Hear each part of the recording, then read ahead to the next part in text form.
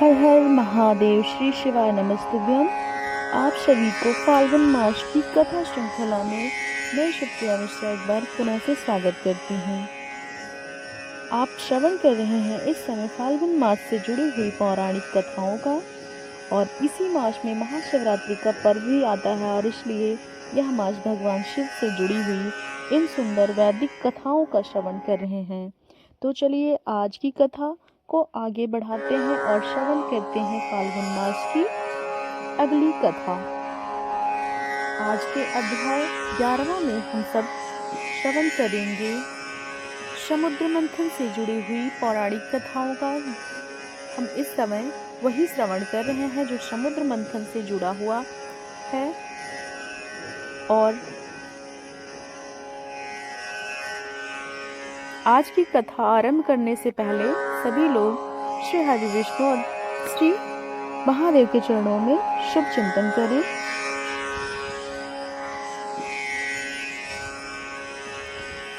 समुद्र मंथन के दौरान हमने देखा था कि जब मोहिनी अवतार के रूप में भगवान विष्णु ने राहु का मस्तक काट डाला तो कटा हुआ मस्तक आकाश में उड़ गया और उसकी धड़ पृथ्वी पर गिर गया था। तभी सभी दैत्य गण देवताओं ने साथ युद्ध करने के लिए आगे बढ़ने लगे। महाकाय राहु ने चंद्रमा को अपना ग्रास बनाकर इंद्र के पीछे दौड़ने लगा। वह सभी देवताओं का ग्रास लगता जा रहा था। हालांकि राहु एक ही था, लेकिन वह अनेक जगह पे दिखाई दे रहा था, और यह सब चीजें देखकर देवता गण भय से मारे विह्वल होकर चंद्रमा को आगे करके बड़ी उतावली के साथ वहां से भाग निकले। पृथ्वी छोड़कर स्वर्ग लोक में चले गए। जैसे ही वो स्वर्ग में पहुंचे, वहीं पर राहु भी महान वेग में उसके आगे आकर खड़ा हो गया। वह चंद्रमा को निगल जाना चाहता था, और यह देखकर चंद्रमा ने भय से व्याकुल होकर भगवान शंकर की शरण में जाने का विचार किया।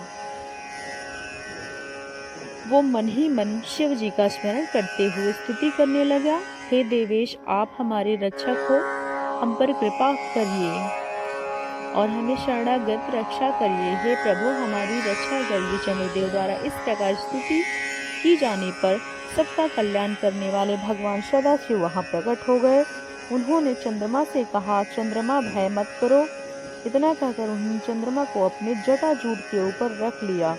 तभी से चंद्रमा उनके मस्तक पर श्वेत कमल पुष्प की भांति शोभा पा रहे हैं।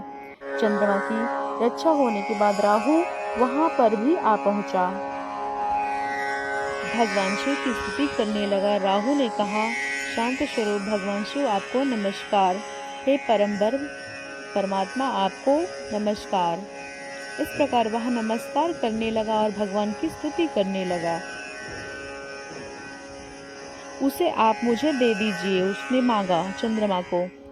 इस प्रकार प्रार्थना करने से भगवान सोमनाथ अत्यंत संतुष्ट हुए और उन्होंने राहु को इस प्रकार कहा, हे राहु, मैं सभी भूतों का आश्रय स्थान हूँ, देवता और असुर सबको प्रिय हूँ। भगवान शिव के ऐसा कहने पर राहु ने प्रणाम करके उनके मस्तक पर स्थित हो गया। तब चंद्रमा ने भय के मारे अमृत का स्राव कर दिया। उन्होंने अमृत के संपर्क से राहु के अनेक सिर हो गए। भगवान शंकर उन्हें सबको देखा और देव कार्य में शुद्ध करने के लिए उन्होंने राहु को मुंडों की माला बना ली। जब भगवान शिव के ऊपर सुशोभित दूसरों द्वारा चढ़ाई हुई पूजा सामग्री देखकर संतोष प्राप्त करता है, वह श्रेष्ठ लोक को जाता है। इस प्रकार भगवान शिव ने मंदिर में कुसुम तेल युक्त दीपक अर्पित करते हैं तो उनके समस्त पाप नष्ट हो जाते हैं।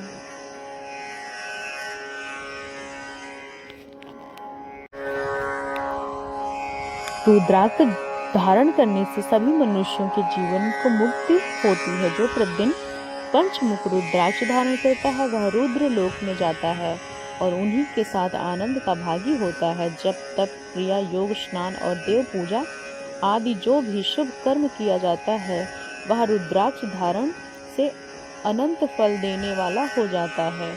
जो मंत्रपूत विभूति से अनेक ललाट में त्रिपुर धारण करते हैं, वे रुद्र लोक के रुद्र बनते हैं। इस प्रकार जो भगवान शिव की साक्षात आराधना करते हैं, भगवान शिव को समान समझना चाहिए। वह दर्शन मात्र से पापों का नाश करने वाला होता है। हमारी आज की फाल्गुन मास कथा श्रृंखला यहीं पे समाप्त होती है। अगली कथा में हम श्रवण करेंगे आगे की कथा श्रृंखला, जो कि अध्याय 12 है, जो हम इसी समय श्रवण करेंगे। तो अब हम अध्याय 12 की कथा श्रृंखला का श्रवण करेंगे। विस्तार से सुनिए।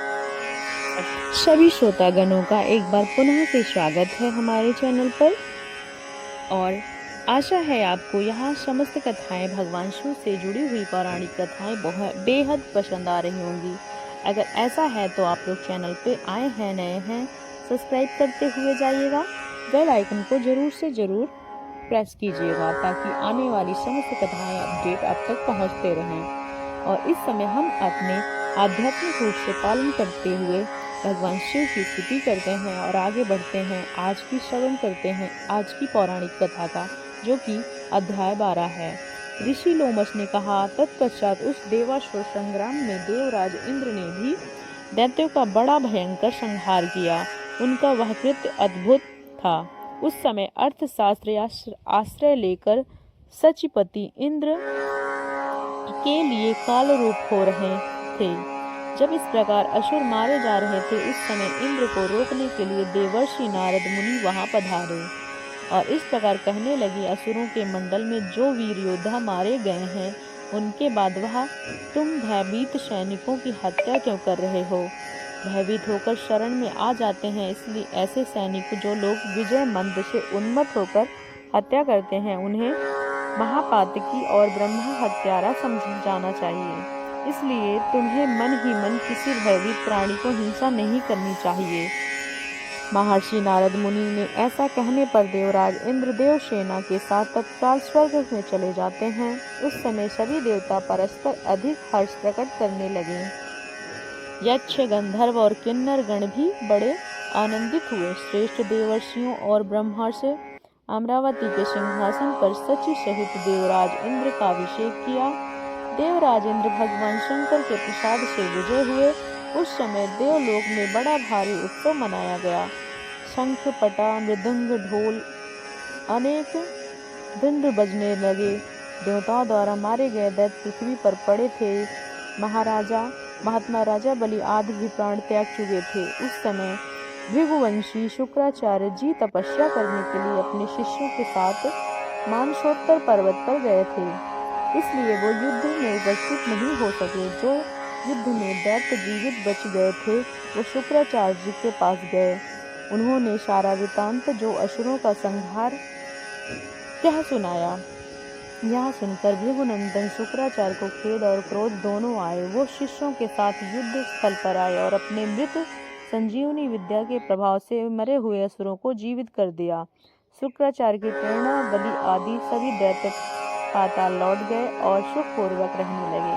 तब ऋषियों ने पूछा, देवराज इंद्र, इन गुरु के बिना कैसे राज्य प्राप्त किया? क्योंकि गुरु की अवहेलना से वह उन राज्य छोड़कर जाना पड़ा था।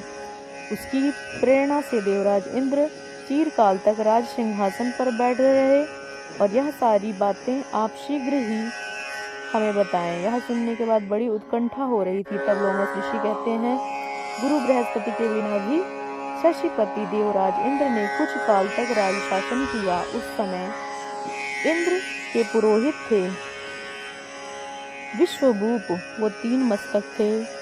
वे यज्ञ और पूजन में उचित भाग देखकर देवताओं, असुरों, मनुष्यों को तृप्त करते थे। यह सब बात सचिपति इंद्र से छिपी न रह सकी। पुरोहित अश्वभूप जी देवताओं का भाग उच्च स्वर में बोल कर देते थे और दैत्यों को चुपचाप बिना बोले ही बलि देते थे, और मनुष्यों के मध्यंतर स्वर से मंत्र पढ़कर भाग समर्पित करते थे। यह उनका प्रतिदिन का कार्य था। अब एक दिन इंद्र को गुरु जी की फुर्ती देखकर इस बात का पता लग गया। वह दैत्यों के कार्य सिद्ध करने के लिए भाग अर्पण करते हैं, हमारे पुरोहित होकर दूसरों को फल देते हैं। ऐसा समझकर इंद्र ने 100 पर्व वाले व्रज से विश्वभूप के मस्तक काट डाले। व्रज के आघात से तत्काल उनकी मृत्यु हो गई।